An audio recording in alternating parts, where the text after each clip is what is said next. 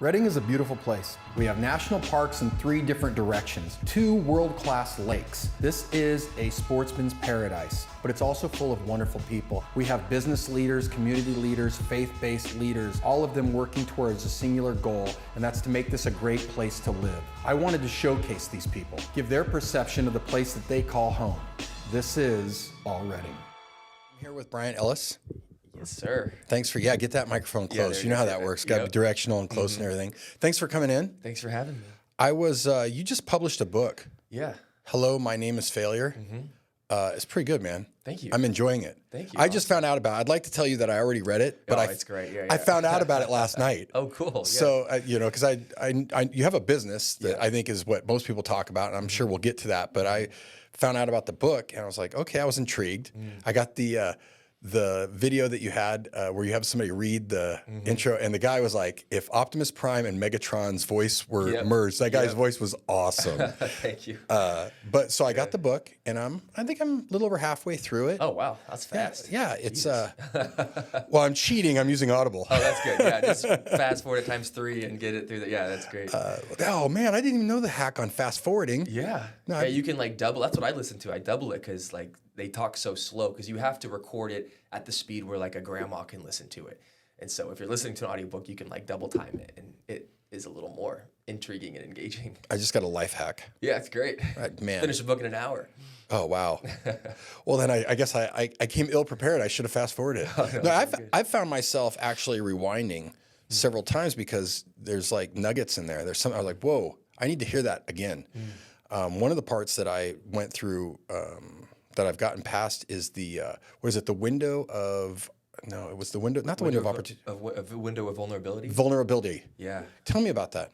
I got to look at the book to remember what that is, but ultimately what I think it was when you take a risk and you fail, there's a moment there where you have an opportunity to register that failure as trauma or education. And we overuse the word trauma in today's society, so I don't want to overuse it, but anything that leaves a lasting mark on you to where you're afraid to do something again. To me, that's a form of trauma, right? Yeah. You jump off a cliff and break your leg, that's a traumatic experience. You're not going to want to jump off a cliff again.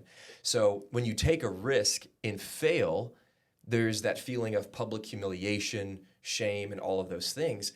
And it's like right when you fail is the moment to actually start doing practices to log that moment as an educational moment versus a traumatic moment. And so that's like the window of vulnerability. I believe that's what it's talking about in the book. Absolutely. That's exactly what I'm talking about. Like right after you feel like there's a failure, one of the things is right after you've asked somebody out and they've said no, or right after you've told a joke and it's crickets. It's like in that moment, there's an opportunity to grow or to recoil. Yeah. And I think it's awesome. I'm going through it, and it's got I'm shocked that you seem like a really young guy. And I'm like, how do you have this wisdom? And I've seen some interviews with you, and so I feel like, well, your father planted some seeds, you know what I mean, and put this in. So at a very young age, you didn't have this fear of failure. Or did you, and he helped you get rid of it, or what happened? I mean, I still have a fear of failure, right? Like I think it's a healthy fear at times, but I feel like it's an ongoing relationship, and those people who act like they're not afraid of failure, I feel like they're just fronting. Like we're all afraid. I mean, it's wired into our DNA to be afraid of failure, right? Like, because we don't want public humiliation because that goes against the instinct or the survival instinct of building community, making friends, surviving socially. And so most fear of failure comes from the fear of man, of being rejected, of people not liking us, people not accepting us, not loving us. And that's hardwired into our DNA. So it's not something that is like, oh, I have no more fear of failure. It's understanding that this is normal, I'm going to push past it. I forget who says it, Will Smith or some influencer. It's like, courage is not the absence of fear, but it's being afraid and doing it anyways. Oh, absolutely. And I think the more people can educate themselves on, like, if you understand that I'm either going to succeed or be educated, that takes a lot of the fear away, And so it's also like, if I go and attempt this thing, I don't get the result that I want. Am I going to learn from that so in the future I can get closer to hitting the mark? That takes a lot of the pressure away because we feel like, with social media and comparison, we have to measure up to what everybody else is doing or what everyone else is projecting that they're doing. And with understanding that, no, like I'm either going to get the result I want or I'm going to learn and I'm going to be better prepared to hit the mark I want next time.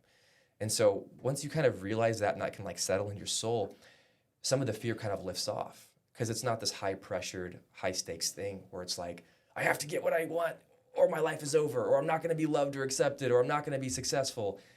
And it's funny because a lot of people don't want to believe that, like we're talking about business, right? A lot of people don't want to believe that the venture they're pursuing right now is probably just education for the next venture they have. Because everything we're pursuing right now, we think is going to be the ticket that takes us to the next level.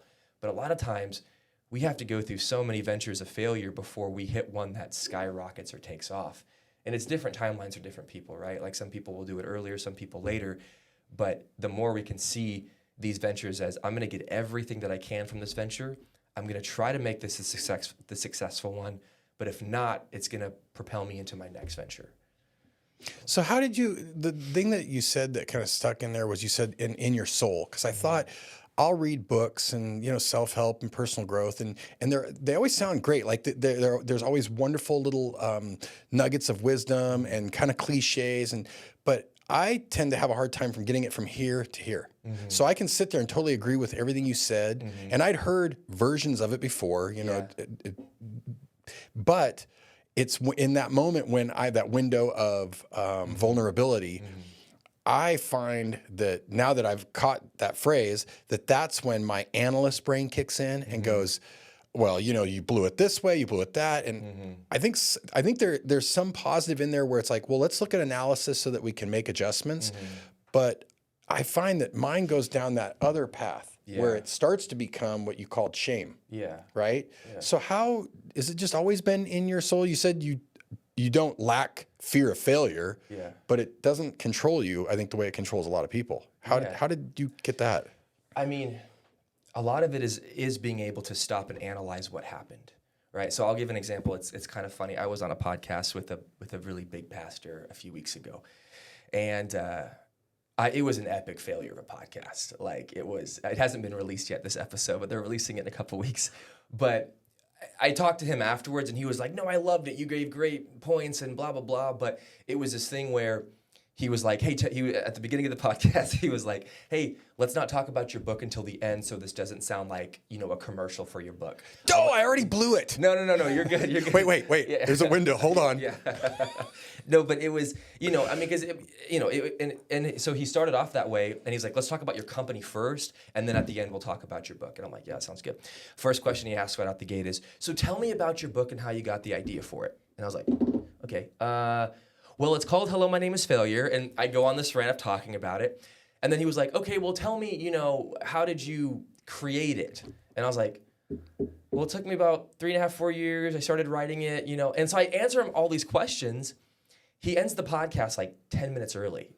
And I was like, that's weird. Like, why is he ending it early? Like, I thought we were going to talk about more stuff, And so I ended up calling his assistant afterwards. And I was like, yo, bro, that podcast felt kind of weird. Like, is everything okay? And he was like, well, you didn't want to talk about your company. You just wanted to talk about your book. And I was like, what are you talking about? Like, that's all the questions he asked was about the book. And then I went back and realized when he said, tell me about your book, he was talking about the Adventure Challenge book. Totally. And I was like, oh my God. And dude, just the shame spiral that I went on just from that, because you remember like, okay, well, he said, don't talk about your book. First question out the gate is, well, my book, Hello, My Name is Failure. It's so funny because it was a failure podcast tour and it was an epic failure. Now, in that situation, I literally wrote down, what could I have done differently in order to not have that moment to where there was that misunderstanding? And people are like, well, how would you have known? He could have done this. He could have.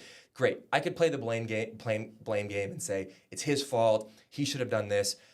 But it's like in that moment, at the beginning, he communicated, let's not talk about your book right now. Let's talk about your company. The first question out the gate was, tell me about your book. I could have said, hey, just real quick, I'm confused because at the beginning you said not to talk about the book and now you're asking me about the book. Could you explain, are we changing that or what's going on? And, I'm talking about your company. Got it. And then I could have done that, right? So, and I actually emailed him, this pastor, afterwards, and I was like, bro, I realized what happened. I'm so sorry. And he was like, don't even worry about it. It's not a big deal. But there was an opportunity to just like beat myself up, feel stupid, like, oh my God, like he's never going to invite me on again. I feel like an idiot.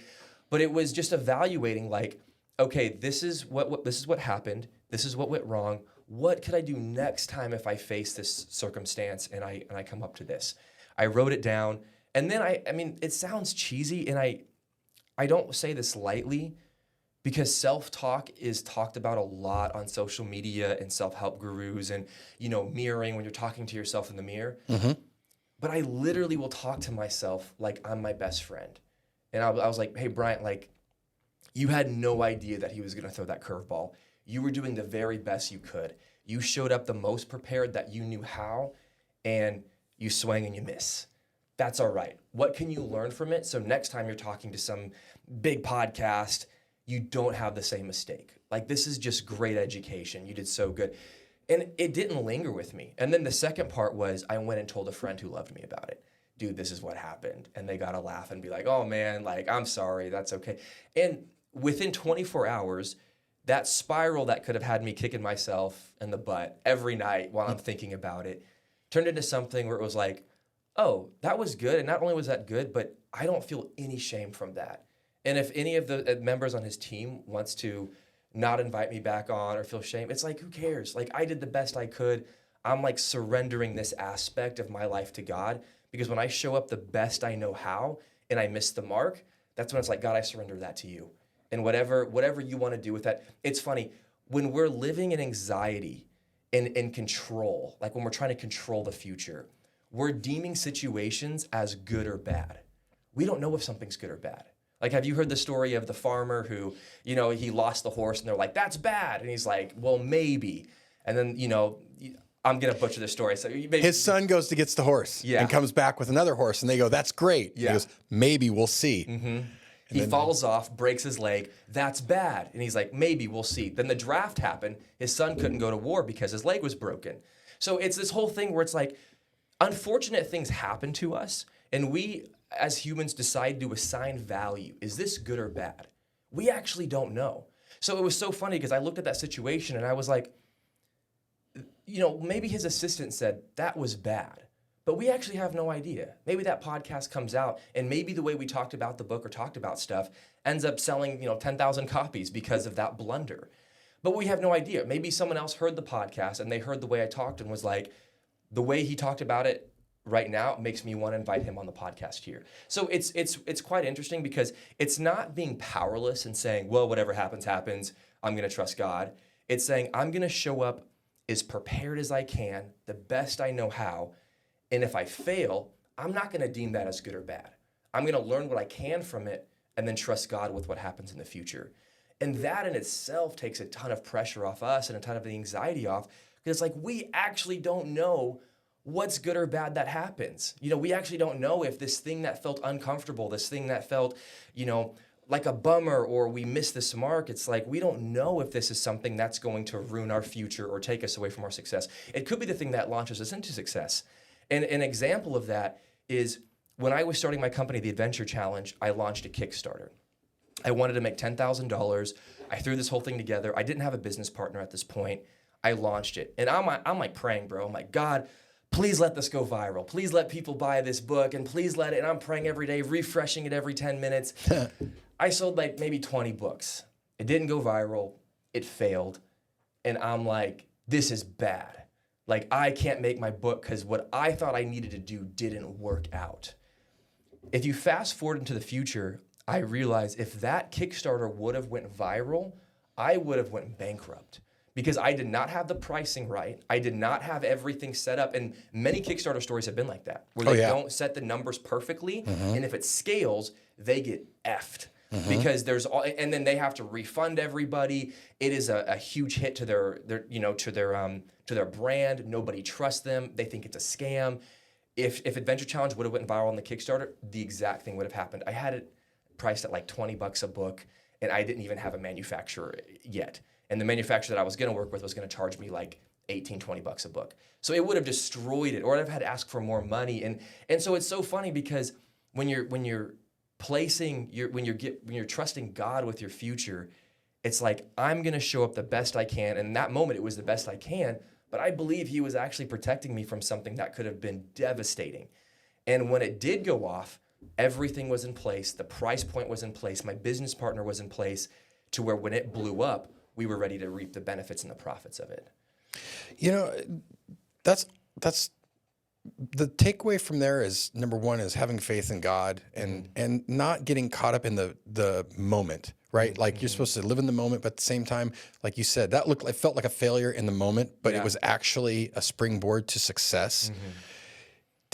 Did you, because you're really young, because I don't want to say how old I am, but I'm a lot older than him. And I like you say I'm young because I'm 30 and I'm like, man, I'm getting up there. oh, so brother. Oh my goodness. Oh, I got bad news. I got to tell you how this ends. I'm 52. Oh, you're not old. So what? You just said you were old at 30. No, but see, you're not old yet. See, I feel like 65. That's when you're old. You know? Let's just put it this way. I'm old enough to be your father. It's true. In fact, It's true. I might be the same age as your father. That's true. Yeah. So you've got a lot of wisdom, and I'm wondering if you learned certain lessons as a kid. This mindset that you have of where you're not oblivious to failure. You're not somebody who's like, you see some of the people that are like adrenaline junkies, and they're just doing stuff. You're like, dude, what's going on in your head? Yeah. Jumping off towers, doing all kinds of crazy stuff. That's not you. Yeah. You clearly have a voice that says, hey man, I think we blew it.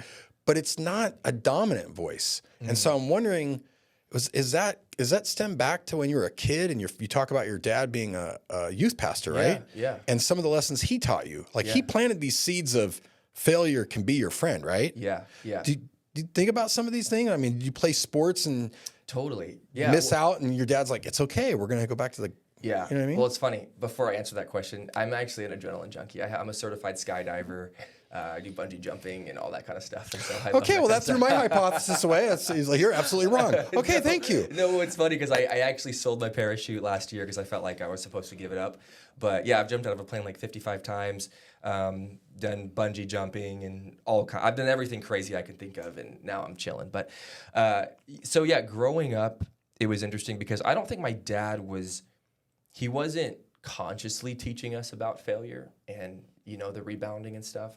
But I have a sales background growing up as a kid because my parents were, entrepreneurs per se, where they would make these cross necklaces and then we'd go sell them door to door as early as I can remember. I was a child when we did this.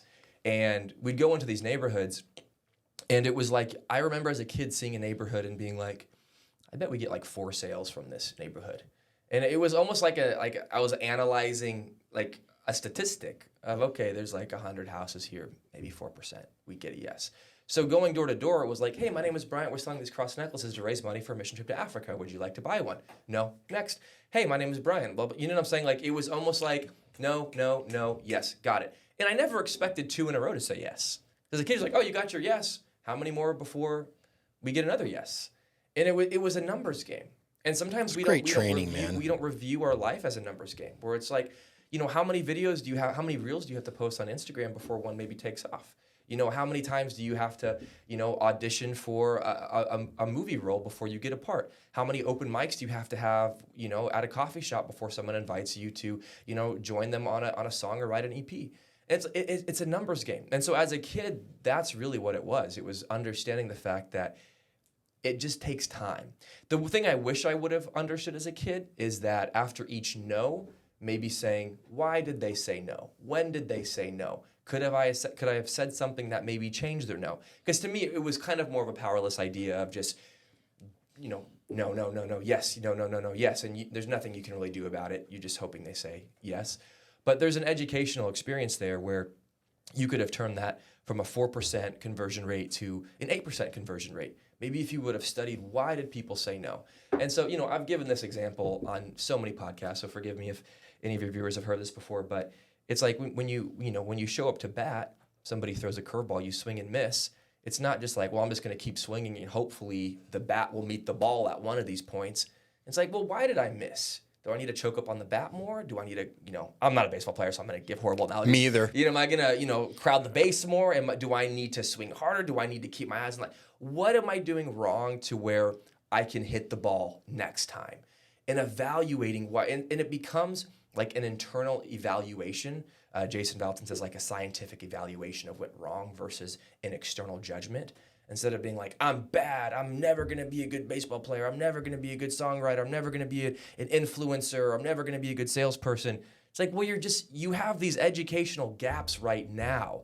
Learn to fill those, and then you're going to slowly close that gap. And it's funny, and I don't know if your audience is Christian or not, and so if I'm talking about God too much, I apologize. No, but please. I see in the church a lot of us become victims to our circumstances. Like we talk to God about these dreams we have. God, I want to, I feel like God's called me to be a steward of money and influence the influential, or I feel like God's called me to, hang out with Justin Bieber or to be a movie star or whatever. And it's like, that's fantastic. What are you doing about it? Well, I'm just kind of waiting for God to open doors. Or I went to an audition and they said no, so I'm kind of waiting. No, if God's given you a dream, he's empowered you to go fail, learn from that, and then to keep going. Favor does not look like we look at somebody and like, oh, they have so much favor on their life. Yeah, you didn't see what favor looked like for them 5 years ago, where they were broke, getting into credit card debt, failing. They felt like they were embarrassment to their family. They were getting evicted from their house, and their car got repoed. That didn't look like favor, but that was favor for the individual because it was giving him education to where now he's in the spotlight and everyone's like, so much favor on that dude's life. And it's like, that's not what favor looks like. Favor looks like the grace to fail, get up, and try again. And I feel like that's kind of what was hardwired into my brain as a kid, of being like, it just sucks at the beginning. And that's okay. Like, it doesn't need to be this Instagram highlight reel that looks so amazing. It can look like just falling face forward in the mud and getting back up, wiping it off, and doing it again.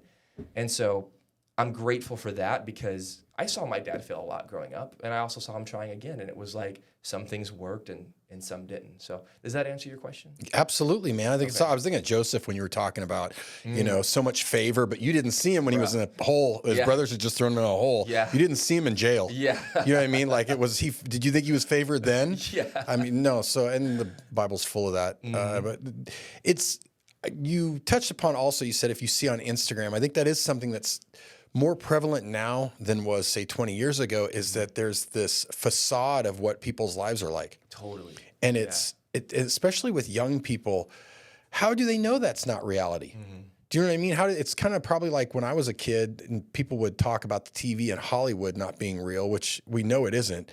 But I mean, we know now how much that's not real. But when I was a kid, that felt real. Mm. When I watched TV, the Fonz, I remember the Fonz, 100%. Dating myself. Arthur Fonzarelli was real, man. Of course he wore a leather jacket and the same clothes every day. Like, I didn't put two and two together and go, dude. And he's kind of short to be so tough. Yeah. And how is he manipulating electronics by simply hitting outside, right? No, but I get it. And that's what's going on with, I think, social media right now is kids, young people are being told this instant story. And it's kind of, it's almost like, it's always been there. It's always been part of humanity. There's always been people that thought, man, I gave it 2 whole tries and I didn't succeed, so I'm a failure. It's like, man, you got to give it more than 2. Yeah. But it seems a little bit more amplified now. Mm-hmm. And so I think it's really important to tell it's like the hero's journey got wiped away. I think the movies that we really like, the stories that we really like, they always come back to the hero's journey, right? That whole idea. And I want to talk about your hero's journey because you got a couple of good points that I'd like you to talk about. But it's kind of like we're wiping that away. Yeah. The latest movies that are failing, that they're like, these movies are awful, and they're like, well, it's because you don't appreciate, some label, right? And it's like, and then somebody analyzed the movie and goes, there's no hero's journey here. Yeah. There's nothing. This hero's just the most powerful being, and they face no challenge, and then you want us to somehow root for them? Yeah. Like, it's like saying like, oh, isn't this guy awesome? He was born with $1 trillion, and then he turned it into 1.1 trillion. You're like, yeah. And well, he investment bank. No, the person that was on the verge of bankruptcy. Yeah. The story like, hey, I had credit card debt. That's when you get people, they pique their interest, and then I did, and that's kind of your story. I mean, this was not the adventure company was not your first venture. You'd tried several things, and can you tell us a little bit about that? About like maybe some of the businesses you started, and when God spoke to you and said, "Buy this camera." Can you tell that story? Can you feed us into that? Yeah, I mean, as I had a lot of like small businesses, right? As a kid, I cut grass and hired a few friends to mow grass and all Sales that. management. Yep, exactly. And it's so funny because like capitalism at its finest. I remember I would get a client for $50, hire my friend at $30 to do it, and then they got mad at me for doing that, and I'll quit because they were like, "That's not fair. You're keeping 20 for yourself when you're doing none of the work." 40% for sales and operations, and that's cheap. Yeah. Labor was taking 60% of gross. Just tell that to a 16-year-old. Are you kidding me? Are you kidding me? It was, and I remember feeling bad about it because I actually thought it was bad. Like I remember actually being like, I don't want to tell him what I'm taking because, you know, and then one of them found out and was like, this isn't fair. Like, you're paying us and you're getting, and I'm like, I bought the equipment, I'm getting the clients, I'm taking all of the risk, you know. And so it's just funny because in today's society, and I can't like make a lot of videos about this because the majority of people are employees. And so if you make a video validating business owners or showing the other side of management, then you're just going to get torn to shred in the comment section. But it's true because people are like, oh, these CEOs are making millions of dollars while they're paying their employees who are doing all of the work. And I'm like, well, that job wouldn't exist if they wouldn't have created the opportunity for you, and they're giving competitive wages compared to the marketplace. And they're, you know, a lot of these people that I know who are being wise with their money aren't just taking their money and blowing it on ridiculous stuff. They're building other companies and creating more job employments. Now, there's nuance to that. Obviously, there are very greedy corporations and, you know, people who are scamming employees, but at the same time, it's like, well, you also have the power to go and do this yourself and take the risk to go bankrupt and to try to start something, and only 5% of businesses work after 5 years. You know what I'm saying? So it's like, it's both just these funny. truths, they're not mutually exclusive. Yeah. You can have CEOs that are doing bad things. You can have boards that are bankrupting the pension plan and running off with golden parachutes. And then you can also have people that took on insane amounts of risk, employed a bunch of people, thus blessing their families. And I'm a big Elon Musk fanboy. Totally. I'm that guy.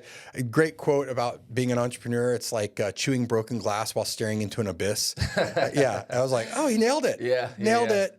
And we were talking before camera, you know, the entrepreneur, work 80 hours a week for yourself so you don't have to work 40 hours a week for someone else. Yeah. I think you either have it or you don't. I think you either have that spirit, you get it, or you don't. So I don't want to, I kind of want to come back to your story, but I feel like there's a good opportunity for us to talk about something. Is that there's a lot of the arguments that are going on right now in our society. I think really good lies are based on facts. I think you take a piece of truth or a fact and then you can build a great lie, a story on it.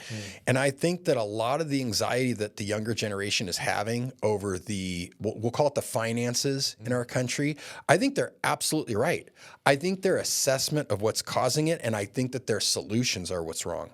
I think that, capitalism to me comes from the Old Testament. I mean, the book of Nehemiah is awesome.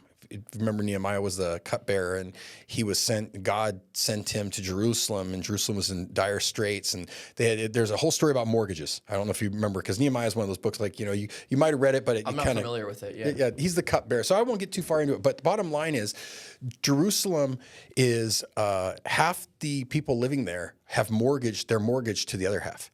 And he's like, what? They're basically enslaved. And he pulls everybody together and says, you have to forgive your brother's debt right now.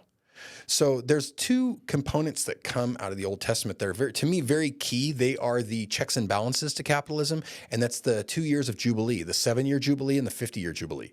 7-year Jubilee is where we get our bankruptcy laws. That's why after 7 years you can file bankruptcy and then your credit's cleaned up, right? Interesting. So 7-year Jubilee was where there was this like low standing debt was wiped off. Then the 50-year Jubilee was where this long standing debt was wiped off. And the idea behind it was, over time, too much wealth will accumulate with too small of a group of people.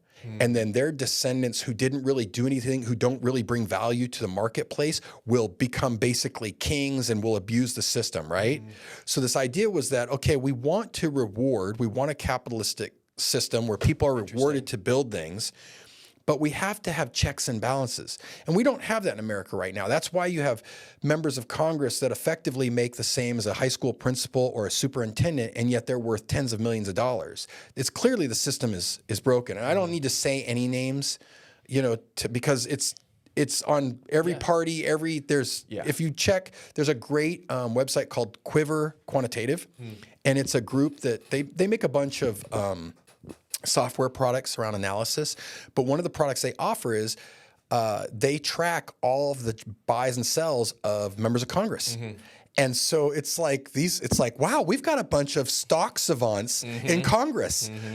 No, you don't. They passed a law saying that they can trade stocks and it's on insider information, but that's not considered insider information. So if they know that Lockheed's going to get a giant government contract, or if they know they're about to pass something that's going to shut down all the airlines, they can short sell, stocks, and they make tens, hundreds of millions of dollars. That's an example of how, and so then younger people come along and say, look how the system's rigged. And in a way, they're right. Yeah. But it's not like, okay, a better system would be like a socialist system, right? Because you're not seeing them succeed anywhere. The country with the highest GDP in the Western Hemisphere, Venezuela. They have more resources, oil, gold, all this stuff, and most of the country lives in absolute poverty because they turned to socialism. It's a broken system, right? So the young people are right in their anxiety saying, hey, this is broken and I don't like it. They're wrong in their assessment of why it's broken. The people that we have elected are basically, unfortunately, the system without mechanism it's attracting people that do these things. Do you know what I mean? Yeah. And so we do need a cleaning up of the system. Yeah. Now, the beauty of, I'm going to use a word that you used in the book, the accuser, you talk about the accuser and shame. The beauty of what the accuser is doing right now is getting us to fight over frivolous things that seem like the real cause. Totally, yeah. Versus saying, wait a second, you have a system to go, oh, look at this guy. This guy's evil. If you only vote this guy, oh, she's so bad. If you can just replace her. Yeah. People come and go and the system just keeps ramping up. And it's not, there's no one person or this party or that party. These are distractions, right? And so we do have, I agree with the younger generation and the genuine angst that they're having over it. It's just, I agree, the assessment and the solution, I think, is... And I think it's very, very hard in our system, in a system with, like, talked about Instagram and that immediate gratification and this idea that the whole world's partying and I'm not invited. Yeah. Everybody's got a Bugatti, right? Everybody's just partying like a rock star. I like how you said Bugatti. Bugatti. Do I get the fingers? How he does it? The fingers always. But it feels that way. Yeah. It feels like everybody's drinking Cristal, right? And why am I? So there must be something wrong. It's like, that's not the reality. That's not a reality. And these things converge to put us where we are right now. That's one of the reasons why I love talking to entrepreneurs. I love talking to people who are like, no, I wasn't born on third base. I really did hit a triple. You know what I mean? I hit a double and then I stole third. So I love these stories. So I hijacked what you were saying. I want to come back to it. No, it's good. So as a kid, you learned, when you told me that you went door to door, that was an insanely powerful and valuable lesson that sticks with you. That no, okay, great. Like enthusiasm, right to the next one. It's a numbers game. That is huge. Because most people, I think, they're like, hey, you want to buy this? No. Oh, that's it. I told you. This is horrible. This is the worst product ever. Let's go home. I think that's what most people think. Like, I thought I would get a Bugatti. And this is no Bugatti, you know? So let's go back. I want to go back to your childhood. I want to talk about, you're a capitalist at an early age. And you were underpaid, in my opinion, 40% for operations, finance, sales. You were underpaid. Labor was overpaid, in my opinion. I don't know of an industry where labor takes 60%. Dude, I don't know. I mean, that's crazy. And to them, it was like I was ripping them off, but it didn't last very long. Once they caught on to that, they ended it, and so I ended up doing all the work and getting all the money, and so. But that was the first business I can remember starting. Like, I remember having me and my brother Trey, we always wanted to make like a go-kart track. That was like our dream, or buy a go-kart. And so we had this church directory where it had all the phone numbers of everyone in the church. And so we probably went through that church directory 50 different times as kids selling new things, right? Like selling a new service, a new product, a new thing we could do for them. And I'll never forget, every year the new church directory would come out. And I'd look and be like, how many new phone numbers are in here? And then I loved it because when it was like, oh, it's fall, we could rake leaves. We get the church directory, open it up. Hey, is Miss Patterson there? Hi, Miss Patterson. This is Bryant Ellis. I'm CJ's son. We were wondering if you would like us to, rake your leaves. $30? No? Okay. The next 25, and we'd go through the whole list, write down who said yes, who said no, who didn't answer. You'd have your little piece of paper, and at an early age, it was just like, that was your warm list of leads, and you would call them. And so I remember my first business job. You know Tim Marinello? That name sounds familiar. Yeah. So like in computing, I'm trying to think of what other company he was a part of, but he's been like CEO and manager of a lot of these different companies here in Redding. And computing was the little virtual, back when that was the little computers that they would set up to try to get over the license issue of like, Okay, I do Yeah. remember. Okay, that's Yeah. why that name's So familiar. he was my boss when I was 18 years old. Oh, I wow. worked for In Computing. He's the COO and part owner of Adventure Challenge right now. Nice. So it's funny because he was my first boss, and I remember working for him, and it was my first sales job at 18. I sat down for the interview, and he'll tell you to this day, he was like, the reason I hired you is because of how well you interviewed. And it was like, well, interviewing is just selling yourself. You're just sitting across from somebody and telling them what you think they want to hear. And it was honestly like, I was really good at selling myself, not great at delivering. And so but with his company, I did. So I did a great interview. They hired me. They were giving us a tour of the office, and they were like, yeah, so the record number of evaluation units sent out in one day is 10 units. And immediately when he said that, I felt like the Lord said, you're going to break that record on the first day. And I was like, I'm going to break that record on the first day. And so we went through training, a couple days of training, and then I get my little office. They put me in the room, and they give me my list of leads, and I sold 12 that day. Nice. 12 EDs on my first day.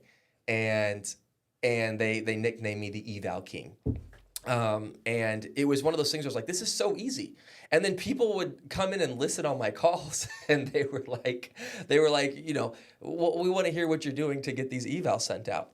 And so I'd get on the phone I'd be like, hey, is the IT director there? And they're like, yeah. And then I would just like BS them as if the principal sent me over to them and made me want to. I was like, yeah, I don't know. The principal, Atkins, said that maybe I should talk to you. I don't know. I have these evaluation units of desktop virtualization. And the thing is like, we're just trying to get schools to test it to see if it would work.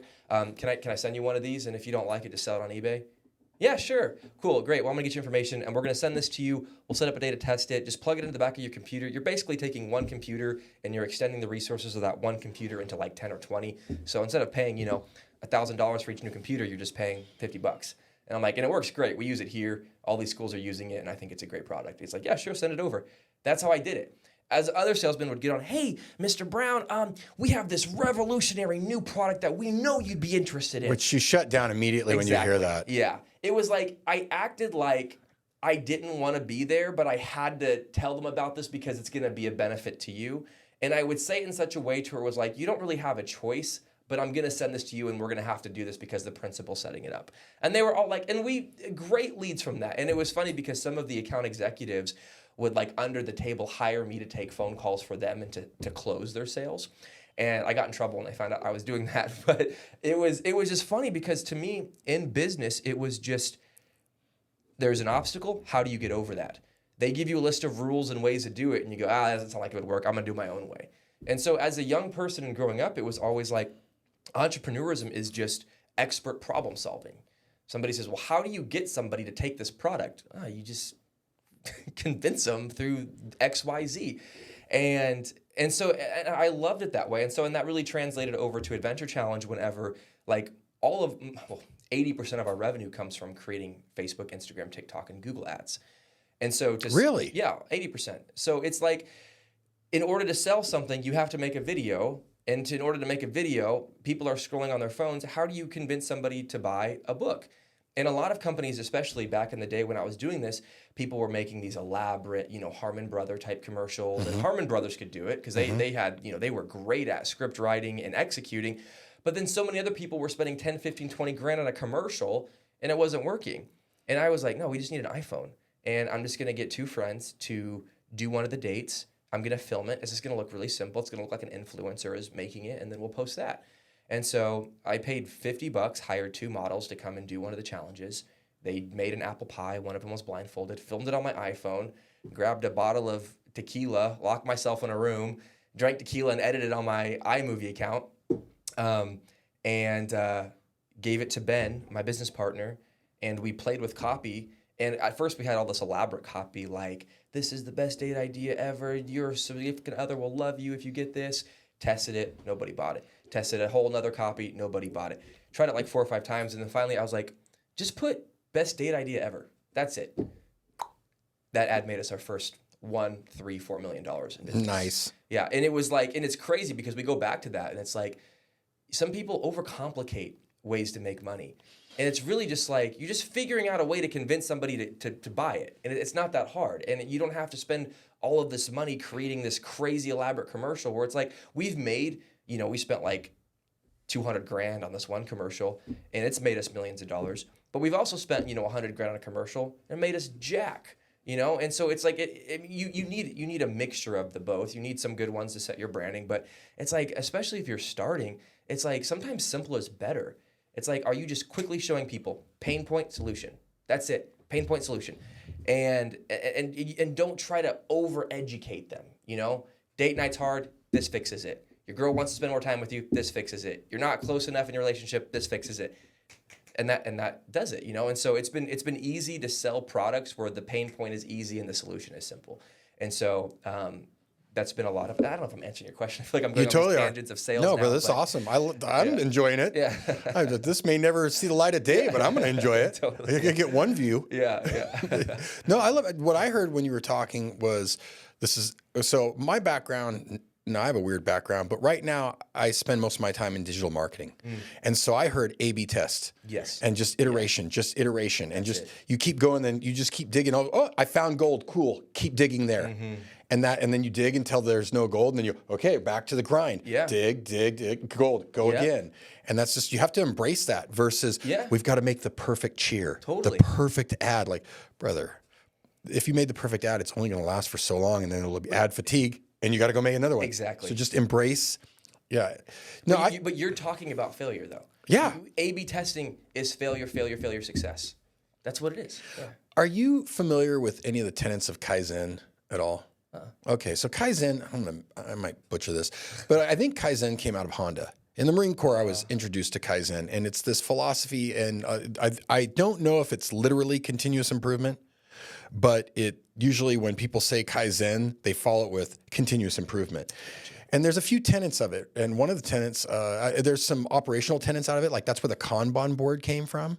So the Honda Kanban board. Kanban board. Have you ever seen those like software boards where you have to-dos, in progress, done, ready for review, and you drag and software Kanban? Okay. So Honda back in the day when they had their assembly line, they would have a manager up at like this like tower thing, and every person would have a rack where there'd be a to-do, like a board for them to do. And the manager would put the boards out, and so you'd walk up and you'd get your to-do and you'd go do it and come back and turn it in. There'd be another one. And the idea was it was focus. That was one of the points was instead of giving you a board and saying, here's 29 things we want you to do, go do one, come back. Okay, here's number 2. Okay, go back. Here's number 3. Wait, you didn't do number 2. Go back. So that's one of the, there's physical tenets of Kaizen, but there's a philosophical thing baked into it that I think Western culture struggles with. And it is that nothing is perfect. You are always in a pursuit of perfection and you will never achieve it. Gotcha. Yeah. So you're going to constantly make mistakes. One of the things that also came out of it is in Western culture, if Joey makes a mistake, Joey, you're an idiot. How could you do this? In this more of this Kaizen approach is Joey made a mistake. Oh, Joey found a flaw in our system. Thank you, Joey. Okay, let's fix this. Appreciate what you did, Joey. Now, can you go back to work? No, there's no shame. There's no, you idiot, you blew it. There's none of that stuff. It's, okay, yeah, our system needed to be, thank you very much for that. That's insanely powerful. Yeah. And I felt like when I was listening to your book, I was hearing that. That like, okay, we this is an opportunity for us to fix this. Yeah. Because you talk about the difference between failure and I think losing, right? Losing and failing, yeah. Yeah, so tell me a little bit about the difference between losing and failing. You okay? Excuse me, yeah. Swallowed my spit wrong. A good host would have water for you. No, you're good. I was just thinking. I am not a good host. No, this is, you know what this is? This is me failing. Next time I'll have water. You're good. I usually bring a water bottle. I quit bringing bubbly water because then I'm burping in the mic too much, and so I usually just bring some flat. But losing and failing, the difference between losing and failing is losing is when you show up to a risk unprepared, you swing the bat and miss.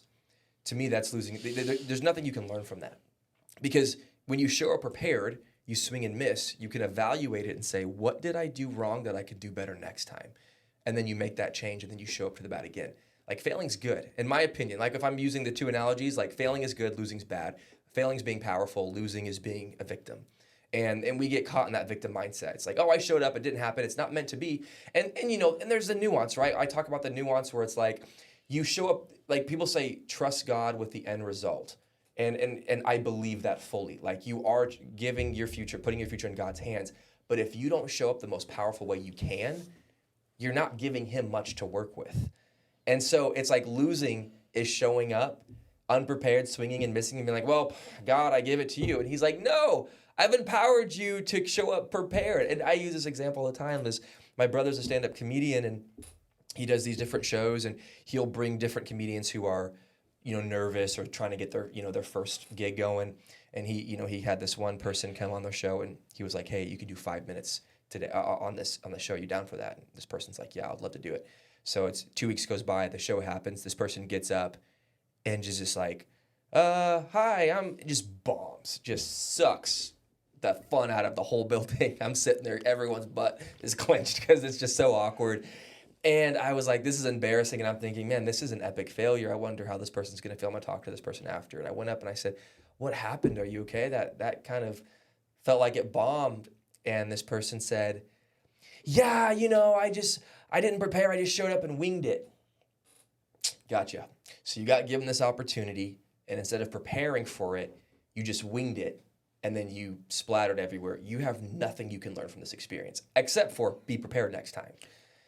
And it's like, but if this person would have went up and told a joke that they had prepared and rehearsed and nobody laughed, that joke doesn't work. Or maybe I can change the wording on this joke. Another joke. Oh, that got a little bit of laughter. That got a little laughter. You see the Miss Daisy. There's some show called The Marvelous Miss Daisy. I've heard of it. Yeah, I haven't seen it. Basically, it's so funny because in that show, she does that. She watches her husband perform comedy, and she's always taking notes. Got 10 laughs. Got no laughs. Got 4 laughs. She's evaluating what works, what doesn't. She's not judging it of like, you're a bad comedian. It's like, that didn't work, this worked. That didn't work, this worked. And then she would give him feedback, and he'd be sitting there like, oh, whatever, I don't know, I'm just bad. And she's like, no, you got 14 laughs on this one. If you just tweak these 2 words, and he's like, shut up. So she ends up becoming a comedian herself and becomes really successful as a show. It's not a spoiler alert because it happens early on. But I'm like, that's the difference between losing and failing, is you show up to an opportunity, you give it your best, and then you've missed the mark and you say, what can I do differently? And that's why I said I see a lot of victims in the church, because a lot of people want to blame the devil or God or, not favor or something, where it's like, man, you did not show up and put your best foot forward that God gave you. I think that, that story of when Christ is fasting in the desert, and the devil comes to him, and, he says, hey, jump off, and the Lord will send. I'm horrible at paraphrasing. I know what you're talking about. But he says, do not tempt the Lord thy God. Yeah. You're like, oh, can you tempt God? No, what it means is, you don't put your failures at God's feet. Yeah. You don't not do the right thing and then lay it at God's feet. Yeah. Right? That's a great analogy. I'm sure I heard a pastor say it, trust me. But because I remember, do not tempt the Lord thy God. We've all heard that. Yeah. And he talked about it. He's like, you're not tempting God. God was like, no, it was like, you don't do the wrong thing and then say that I'm supposed to step in and fix it every time. Yeah. And we've always heard the, God helps those who help themselves. That's the little saying that tries to get you to get off the couch. Yeah. To be like, you went and knocked on 100 doors and you sold 4. Yeah. Man, that's helping yourself, man. You knocked on 100 doors. And that, I think, so powerful. I have 4 kids, and I think that one of the mistakes I'm making is that I give my kids a lot. Mm-hmm. I've kind of been like, and some of them, I got to be careful because I don't want to say their names, but you know which one you are. Listen, you know Billy. You know who I'm talking about. You spoiled little Brett. No, I was kidding. But he's also the baby. Yeah. But I've given him too much, and he needs to earn it. What's funny is then in other ways outside of the home, he is a rock star. And I think it's because in those structures, it's like, look, you either win, because he's a phenomenal athlete, and he operates at the highest level across multiple sports. And I'm not Tiger Dad at all. I am not like, I am the, oh, right on, we showed up. We'd go to things, I'm kind of nervous. I'm like, brother, we won. What do you mean? Like, we're here. The very fact that we showed up, we won. That's great. But I'm also not competitive that way. So I'm just like, dude, you're invited. 10,000 kids tried to get here. There's 100 of you. Totally. Are you kidding me? Yeah. And he's like, yeah, but I want first. I'm like, yeah. Okay, well then eat your vegetables. I don't stretch. I don't tell you. Your dad wasn't a rock star athlete. But I feel like within the home, I need to get let them go and knock on those doors. Yeah. Let them. They need to taste that failure and then taste the success, so they go. It's there. Yeah. It's not because it was unfair, or somebody else got it. Like, because hey, you know what? I'd like a Bugatti. Yeah. I won't. Well, not really, but I have other Bugatti dreams. Totally. Yeah. I have. There's plenty of Bugatti-esque things that I'd like to have that aren't cars, and I even at 52. I find myself, I've had some successes, but I find myself giving into that negative voice. Just this week, I had a tough week where just a couple of things were ramping up, and you catch yourself going into victim mode. Yeah. And that's why I was so curious, because, as the book and just your story and the fact that you at 30 years old are insanely young and very successful is you say you had it, but if you have that fear of failure, it's very small, right? And so I'm just wondering how much of it was nature versus how much of it. It sounds like your dad didn't have a fear of failure, right? I know it's so hard because, dude, I could sit here and tell you all the things that scare the crap out of me. Like public speaking, like public speaking scares the crap out of me. And it's funny because I understand that it's also a numbers game. And I remember the first podcast I did. It doesn't feel like public speaking podcasts. My palms still get sweaty before podcasts, but it doesn't. Leading up to a podcast, I'm never like, oh my God, I say that I did Chris Valentin's podcast a couple months ago, and I was great until an hour before. Then I was like, then you get there and his interns are there and some people are there watching, and you're just like, okay, but public speaking, standing in front live in a group of a bunch of people. Is like, they say that's more people are scared of that over death, which that blows my mind. It is true. It's not my greatest thing. Like, I'm not like, I love public speaking, but just the idea of like, I'll take death. Like, whoa, what? What's the worst? Yeah. Brother, take some tomatoes in the face. Yeah. And let it booze. Like, well, it's funny because it's like, like you said, what's going to happen? Like tomatoes in the face and booze. And it's funny because yesterday I had to do public speaking and we had the ribbon cutting ceremony. That's right. Company. And then like, congratulations, by the way. Thank you. I appreciate that. Were you there? No, I was told it was by invite only. Oh, weird. Okay. Yeah. I wasn't in charge of the invites, but we basically, like, even my parents, like, it was like the day before, and I was like, are you guys going? And they're like, we weren't invited. And I was like, you guys should come. But the mayor was there, city council, all of our employees, the employees' families, KFCOR was there to do an interview. And I was more comfortable doing the interview with KFCOR than I was standing in front of everybody with a microphone being like, hello, but I love it. And I have a gift in public speaking. Like, when I'm actually public speaking, I'm alive, I'm energetic, it flows good, but dude, leading up to public speaking, I'm not eating. Someone wants to come up and talk to me, and I'm like, don't talk to me. I'm pacing in circles until it's my time to talk. Like, my business partner's up there speaking, and I'm like walking back and forth, pacing as my heart rate's up. And it's like, dude, there's 200 people here. What's the worst that can happen? You go up and stumble on your words, and everyone's like, he's kind of awkward. Great. You go home and you learn from that, and you do it again. It was like, am I prepared? Yes, I'm prepared. I wrote down what I want to say, and I'm good to go. And it was like, but it scares me. And it's one of those things where I'm like, I need 100 times. I need to create an itinerary where I'm public speaking in front of, some schools, in front of some audiences. And I need to just set that time to do because I need to get rid of this. But it's the fear of public failure. It's the fear of public shame. And I know it's like, that's not going to go away from creating this perfect mindset to where I fully understand. Someone on Instagram messaged me the other day. They were like, well, if you're nervous, it just means that your mindset's not that. I'm like, okay, whatever, you take a hike. Like, you're going to get nervous if it's important to you. Now, the level of nerves, and if you let the nerves affect your decision, that's where it's like you're broaching in on your identity is based on what other people think. But some of the nerves won't go away until you do it enough times to where you understand that the threat's not that big of a deal. So skydiving for me, the first 12 times I jumped out of a plane, my heart rate's up, I want to throw up, my palms are sweaty, I'm looking out the door, I jump to where now if I get in an airplane, I'm chilling, I'm looking at the view, the door opens, and I'm like, sweet! And then I'll go do a backflip out of a plane, and it's no big deal.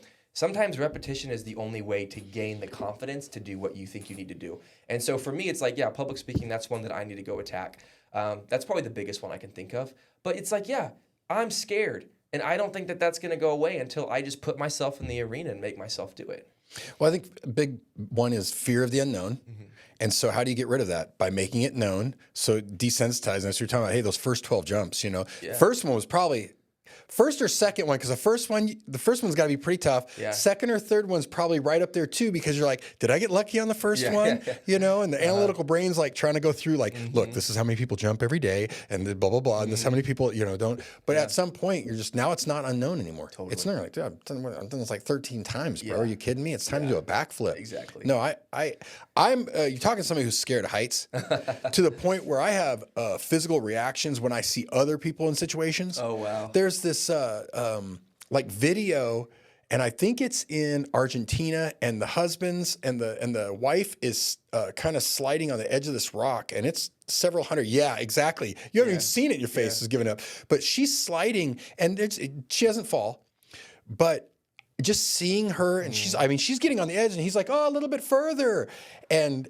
she doesn't fall, but man, my body like starts to tense up. It's like, this is a 2-dimensional video on a screen, but you're just that. So I've wanted to skydive, but I don't see myself. That's one of those. I don't see myself coming over that. I find that kind of funny how you overcame that. It's like nothing. Yeah.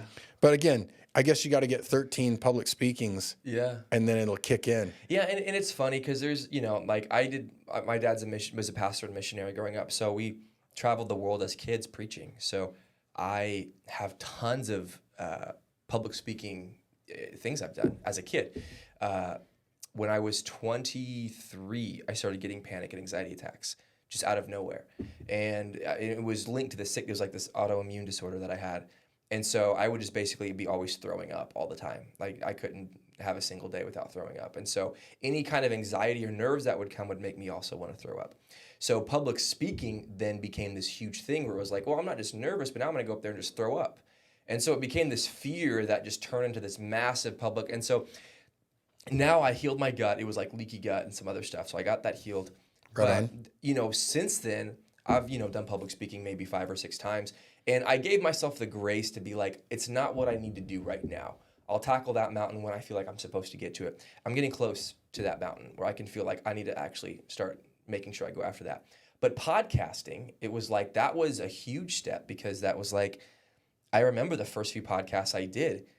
It's hard to articulate thoughts sometimes just with friends when you're trying to prove a point. It's even harder when you have a camera on you, a microphone in your face, and somebody's like, be intelligent. And then you're like, you know, and I remember watching some of the first episodes. The first podcast I ever made is called A Slightly Awkward 18 Minutes. And I posted it after I recorded it because it's really me just kind of fumbling through words, trying to articulate ideas. But I posted it because I'm like, this is a failure. I tried and it didn't go the way I want. And so now speaking on podcasts is fun for me. Like I look forward to it. It's something that I enjoy and I like it. And I know public speaking will be that for me too. But, you know, I think people need to give themselves grace to take on risks that aren't these monumental risks. And another analogy I've used on podcasts before is, you know, if you're going to the gym for the first time, if you're a couch potato, you're not going to throw 4 plates on each side of the bar and try to lift it. You're going to break your arm. That'll be your last day at the gym. It will, and it'll traumatize you. First day in the hospital, last day in the gym. And you're probably never going to go to the gym again after that because you're going to hurt yourself bad. But it's like, no, you go to the gym, and maybe the first time at the gym, it's intimidating. You just get on a treadmill and walk a mile.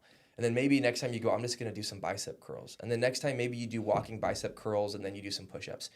It's like, just get comfortable going to the gym and being around the people because it's intimidating. You go to the gym, there's all these muscular people, and you don't know how this machine works, and you look like an idiot, and people are watching you. It's like, just get comfortable with the atmosphere, dude.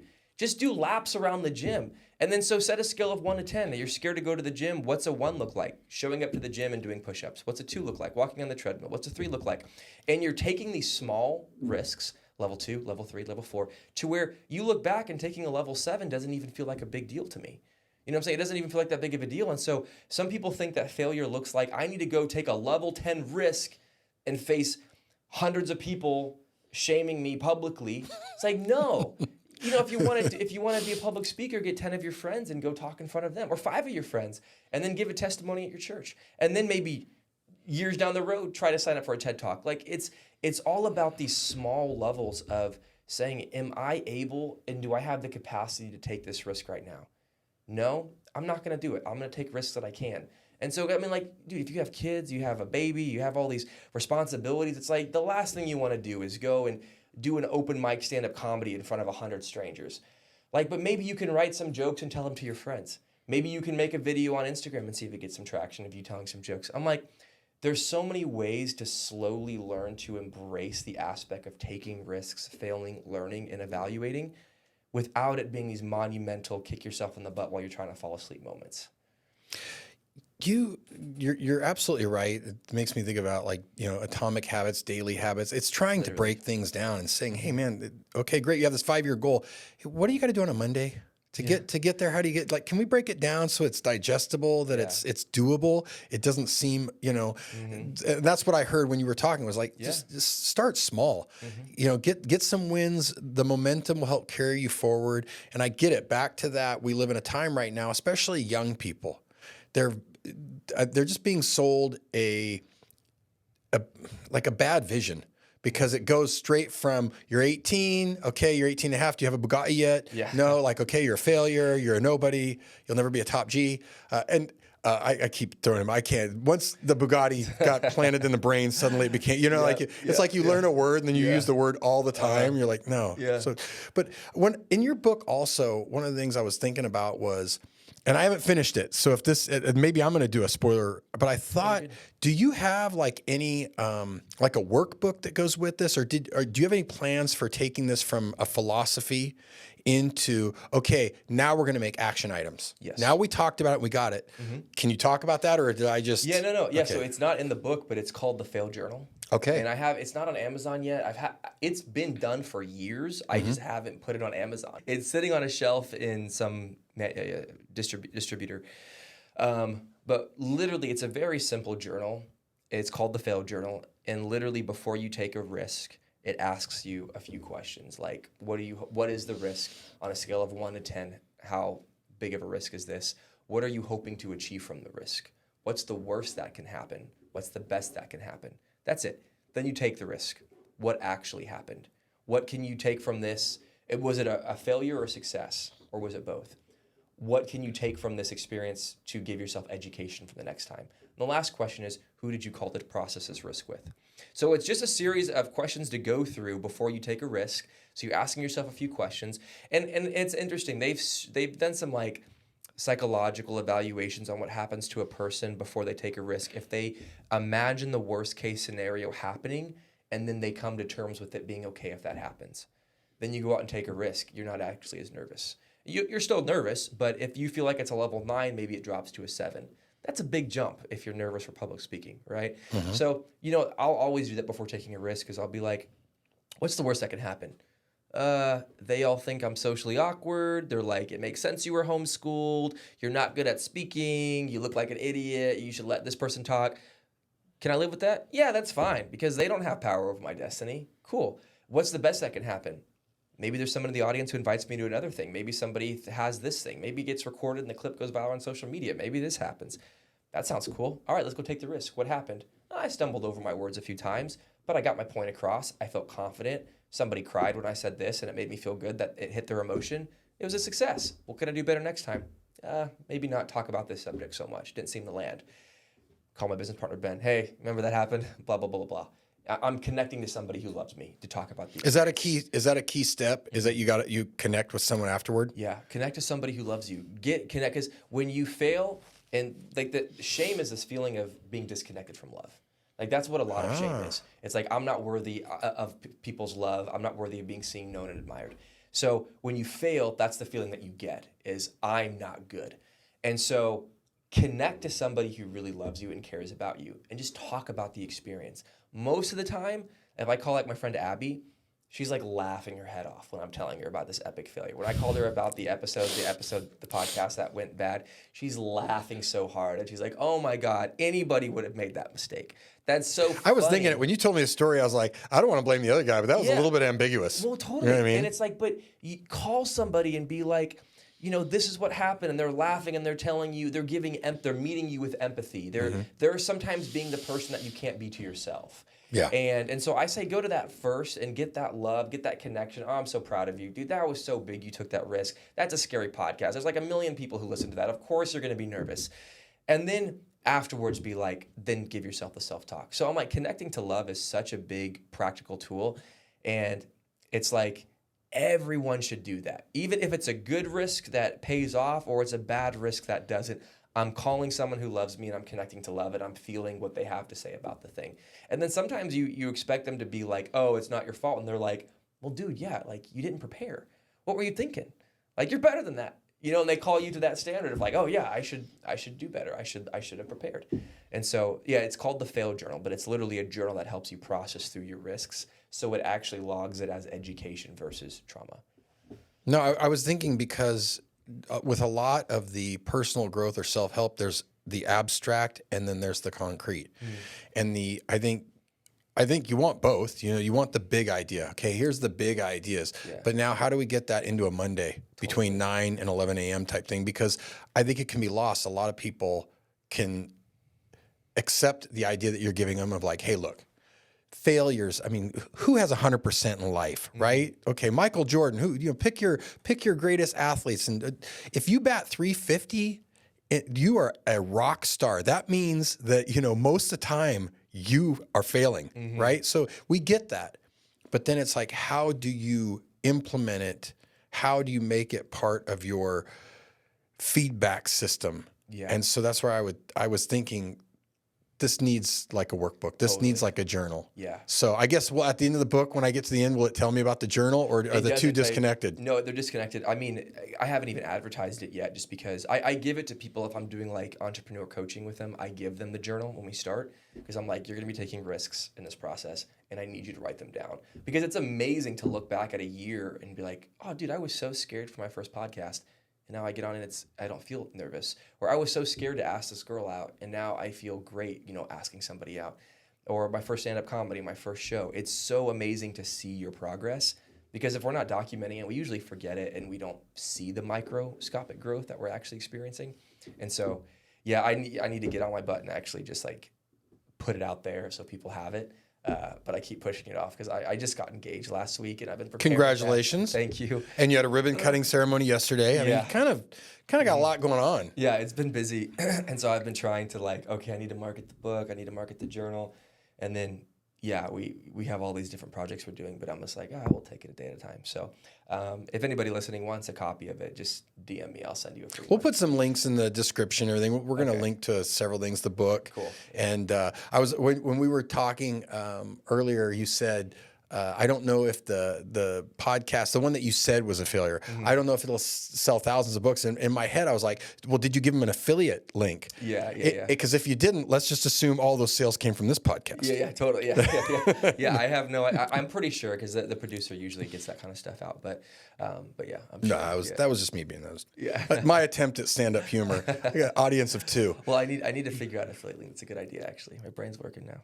But yeah. So you said that you were homeschooled and you lived in a lot of places.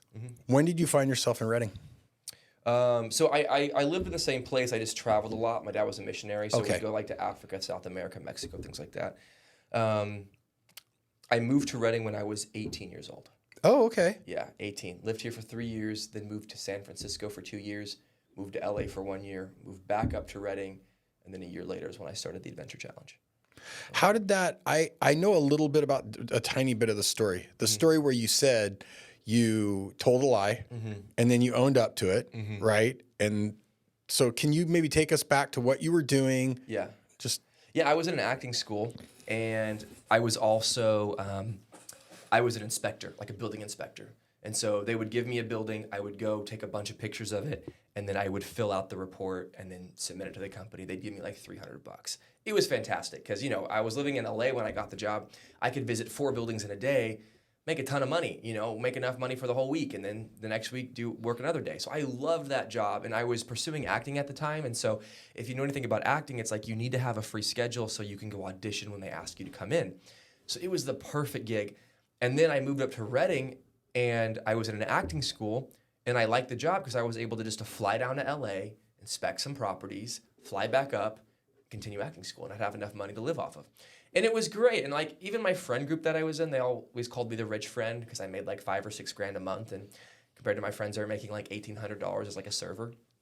And so, you know, I was like, yeah, I'm making money, I'm balling, have a Nissan Altima, and, you know, make $6 grand a month. And a lot of my friends were like, how do you get this job? Can you, and it was a God thing. I got the job. But one of the weeks was really busy, and my boss sent me all these inspections, and I was like, I bet I could just call the front desk and tell him to go around with his cell phone and take a bunch of pictures and then just send them to me. Because that's all I'm there for, is to see these things. And I'm like, they've never said I'm not allowed to do that.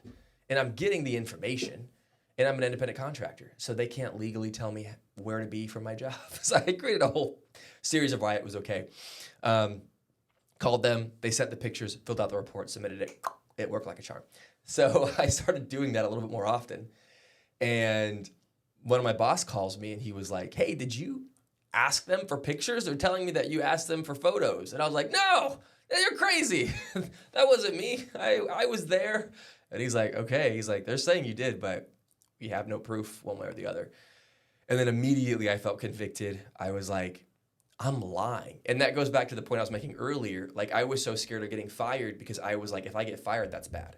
If I get fired, that's not good. That's bad for my future, because then I can't pursue acting and I can't do this and this and that. But the Lord was like, you need to call and confess to that lie, because you were not telling the truth. You were not there. And I was like, God, I'm going to lose my job. And he's like, and who knows what happens with that? And I'm like, had this meltdown, called my boss. Hey, I lied. And he was like, that's so integrous of you. Thank you so much. You're definitely fired, but how big of you? Fair enough. So I get off the phone. I'm crying, freaking out, drive to Best Buy, because I was like, I need to figure out a way to make money. And real estate photography felt like a good gig, because at the time there was like 1 or 2 people who did it. Nobody at the time had that box that kind of 3D scans the house and stuff. Yep. And I was like, dude, I know realtors and mortgage lenders and all these people. I could literally just go to their office and say, I want to be your photography guy. I'll give you a cut of everything, whatever. So I had this whole plan. So I went to Best Buy, started filling the shopping cart with all of this photography equipment, and I saw a Polaroid camera sitting on the shelf. And I felt the Lord say, buy that camera and make your book. And so I had the idea for the Scratch Off Adventure book maybe 6 months ago is when I got the idea.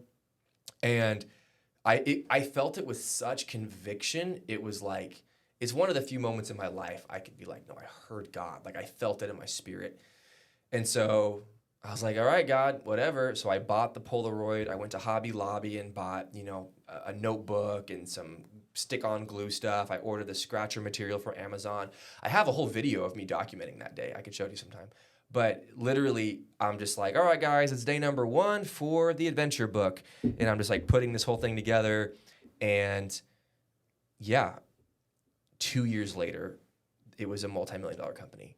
And it was wild, because that process of like making it was so weird, because I felt so embarrassed when people would say, what are you doing right now? You're not in acting school anymore. And because I didn't want to tell them I'm making a scratch off activity book, because it just sounded so dumb. And I was like, I'm just, living life and blah. And I just wouldn't tell them what I was doing. And it was a rough season. It was a lot of failure. It was a lot of calling friends and asking them to give me seed money. Meeting with investors. When I finally made the book, I got a whole meeting with these investors, and I sat down with them, and they were like, we want 40% for 20 grand, but we're taking away all of your veto power if you sign with us, because you don't have any business experience. We want to run the company. And at that point I was like, yeah, it sounds good. Let's do it. Like, I just want to make this book. And then, one of my friends is like, do you want to work with these guys? And I was like, no, they're just like a bunch of old dudes. Like, they don't know anything about this. And she's like, well, why don't you ask Ben? Like, he's your friend and he's got some money. And I was like, hey, Ben, you want to join my venture and give me 40 grand for 30%? And he was like, yeah. So we literally wrote up a contract right there. He bought 30% right there for $40,000. And the rest is kind of history. We just started the company and it took off. And you said Ben is now he's the CEO. He's the CEO. Yeah. Okay. Yeah. What was his background? So he had another company. It was called Fresh Start Debt Relief. And so he had a few salesmen. It was actually quite funny, because he had his office here in Redding. He had like 3 or 4 salesmen and an assistant. And when I got so much in debt when I was making my prototypes and samples, I was maxing out credit cards and paying rent with it. I got like 30 grand in credit card debt. And then I got to the point where like they were looking for my car to repo it, so I had to hide it. They were, the landlord was threatening to kick me out, and I was using credit cards to pay off credit cards to pay off credit cards. Like that's how bad it was.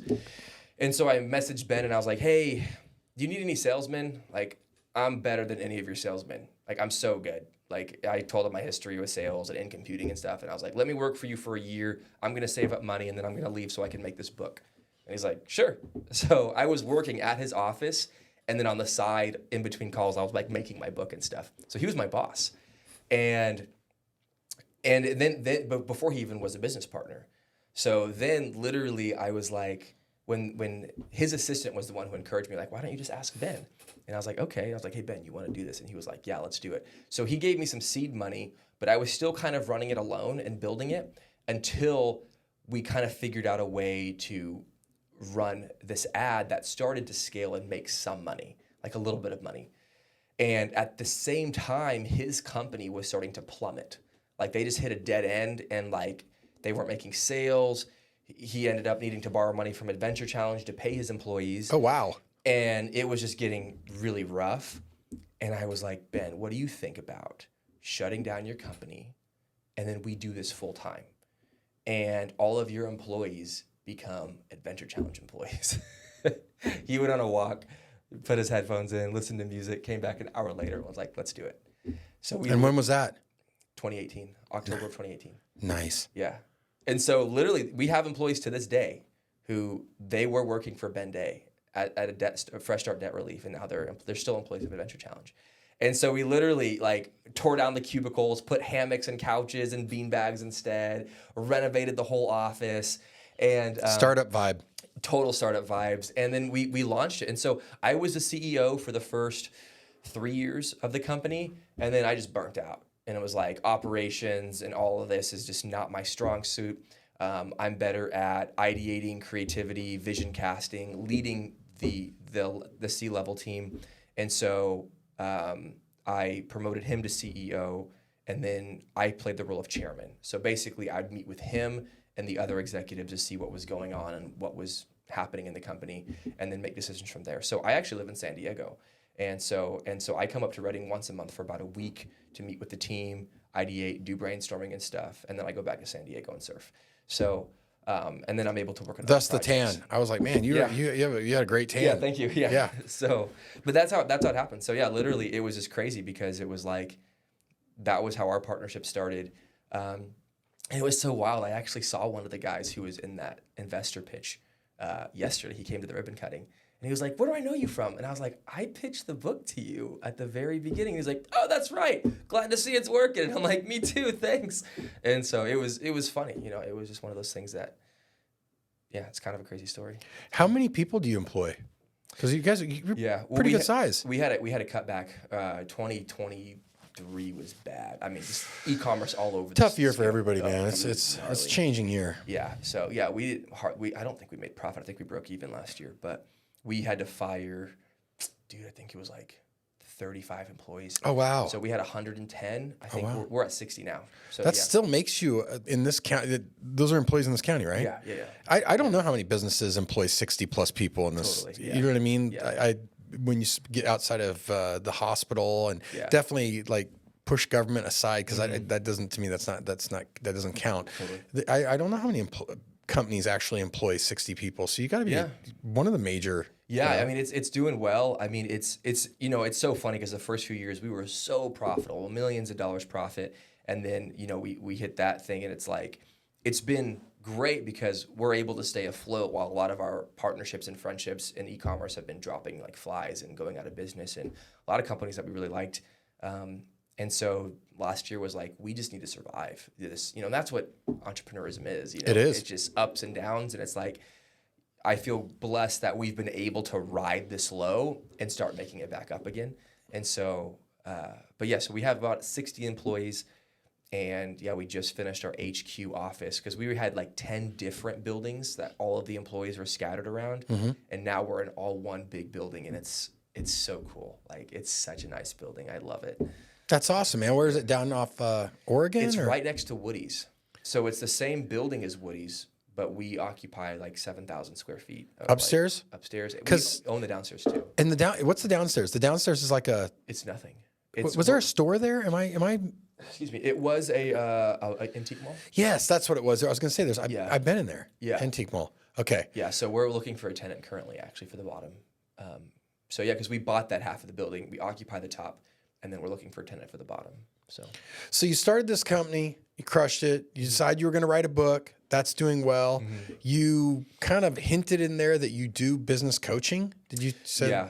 Yeah, and I mean, if just disclaimer, if people reach out to me, I say no most of the time because I did business coaching in the past where it was kind of like people starting from the ideation phase, and it's just I got burnt out from that. It's like I enjoy it when somebody has something that already has traction and I can come in and dump gasoline on it. And so I take very few clients, and it's usually people who have started the scaling process and they need somebody to help come in and help blow it up. And so I do that. I do that as well, which is really fun. Yeah. Do you have any, because it sounds like you're a serial entrepreneur, and you're not going to slow down, and you are a very young 30. So besides surfing, do you have like another project that you're getting ready, ramping up for? Yeah. Or? So we literally partnered up with this big influencer, and we're making a product with him, and that's pretty big. We're coming out with an app that's going to be pretty big, and a few other projects that I can't actually say right now until we release more information on it. But yeah, there's a few projects that are really fun that I'm excited about. It's kind of like I feel like we're in the phase of going from Netflix when they were in the DVD phase to the online platform phase. I feel like we're on the precipice of that right now. Nice. And so it's a lot of risk and a lot of kind of going back all in on some ideas that were like, this might or might not work, but it's a fun journey because I feel like the ideas are from the Lord. And so, yeah, we're excited. You know, the mantra of the company is inspire human connection. And so everything that we're creating, it's like we're not just a scratch off book company. We're actually going to start creating things and giving people tools and ways to practically live that out. And I'm so excited about it. So that's kind of what's on the horizon for right now. That's awesome, man. I hadn't heard, so don't take it personal. I hadn't heard about you guys, right? Oh, cool. Yeah. But I live a very sheltered life. And somebody was actually saying, oh, my husband and I, we did this and then we did that. And I'm like, oh, that was really cool. That's pretty funny. Oh yeah, it's part of that adventure company thing. I'm like, what are you talking about? And they were like, oh, well, there's these books, and it was very, very cool. It was like the baking of the pie, blindfolded type stuff. And there's about, I'll tell you. I'm like, so anyway, there's this company. I don't know if you know, but I thought it was awesome. I thought it was awesome. And I felt like that's something that's very much needed. I feel like there is, I try not to be negative, but I am, that there is something going on right now, and people it's never been better times as far as like when you look at like, birth rate, and we just go back 100 years feels like, no, it's forever ago, 100, maybe 150 years ago, and the number of people that died and how young they died and how children died, that doesn't happen anymore. Right? Yeah. Nothing. Our numbers have never been better, but people are very sad. It seems like there's this almost like pandemic of sadness. And I feel like it's a lack of human connection. It is. And you're seeing humans that they're very stressed out. And when they come together, there's conflict. Yeah. And we need something like that. We need something like what you're talking about. Like, hey, let's connect us. And not connect us at a rally where two opposing groups are going to come and fight with each other, which seems to be no. Let's get humanity back. Yeah. And so she was telling me about this and the fun things that she was doing, that's what it really was. Yeah. It was. I liked that it was, the word adventure was in it. But it wasn't you're going to go climb, and jump off a tower or something. It's like, no, we're just going to spend some time together and connect. Yeah. And so I think that's awesome, man. Thank you. And I look forward to more successes. I'm really grateful that you came on. This has been, I hope you've had a good time. I've had a very good time. Absolutely. Yeah. In anything closing, is there anything we didn't cover that you're like, man, I really wanted to, I don't want you to look back on this one and go, and the second podcast failure I had was that AllRedding podcast. Not at all. No, I've never actually had a blunder like that on a podcast. That was the first and only I don't think time. it was a blunder, but that doesn't sound that bad, man. It definitely isn't. It's just funny but. And in all fairness, you dropped something in there as I was on my book tour. Yeah. So you went to somebody's podcast on a book tour. By the way, I don't need you to talk about the book. Okay. Well, yeah, he was just trying to make it feel natural so the audience didn't feel like it was like a commercial. But yeah, I mean, I think the one thing is, I think the biggest thing I'm trying to push nowadays is what you said. You said there's an epidemic of loneliness and depression, suicide, and we have more opportunity than any other generation before us, right? We have more resources for people to be fulfilled and happy. Yes. But a lot of the people think connection is, oh, we have more connection because I can be on social media and I can connect to my high school teacher from back in the day and blah, blah, blah. I can connect with them. But it's like the amount of connection, we're not actually pursuing connection on these apps, we're pursuing attention. And attention is the cheap counterfeit of connection. And that's what everyone's pushing to get. Attention is currency. And it's the biggest currency right now. You could be a multi-cajillionaire, but people don't bring you on their podcast because you only have 7,000 followers. Like, you know what I'm saying? Like, it's like they don't care what you've actually done. Are you getting attention right? And that's what I've been experiencing with podcast stuff and a bunch of other things where it's like, well, what's your follower count? And it's like, some of the happiest people I know have the least amount of followers because they're not like hoarding themselves out to get this attention. And I'm like, I really want people to be able to slow down and actually ask, like, am I putting myself in positions to connect with people who love me and actually to make these valuable connections? And I think it's one thing that The Ruthless Elimination of Hurry, it's a fantastic book. I don't know if you've read that one. I've heard of it. I haven't read it. It's one of those top 10 books I'm like, everyone should read, especially if you're an ambitious entrepreneur, because it'll convict the crap out of you. And it literally is like, it's not saying don't be ambitious, but it's showing you what a false matrix we live in and how we're dedicating a lot of our time trying to hit these marks that these men in society have created to hit, and it boosts their economy, but not yours. And so it's a really interesting book, but I know I'm never going to reach my full potential as an entrepreneur, as a creator, because I'm not willing to sacrifice what it takes to get there. Like, I'm more concerned about connecting to loved ones, starting a family, having kids, connecting to my parents, connecting to my community, being in the water and surfing, and pursuing dreams. But it's like the happiest I've ever been is when I've actually learned to create that balance. And so that's the last thought I have. Are you balanced right now? I'm very balanced right now. Well, right on, man. It took me years for that. And I know that I'm sorry, last thing I want to say to that, I understand that it's hard to create that balance sometimes, especially depending on what season you're in. Sometimes there's not the perfect balance you can get, but I'm grateful to be in a place in life now where I can create the balance and pursue that. So that's awesome, man. I feel like you've given us a blueprint. I definitely would. I highly suggest the book. I haven't finished it, but I'm loving it so far, and the message is good. So get the workbook linked out. I think that is. Yeah. I think once somebody gets the philosophy, it's like, okay, now you need to enact it. Now it needs to become Monday, Tuesday, Wednesday, Thursday type thing. Absolutely. So thank you so much for coming on, man. Thanks for having me. I had a great me. time. Yeah, me too. Awesome. Okay. Thank you. Mm-hmm.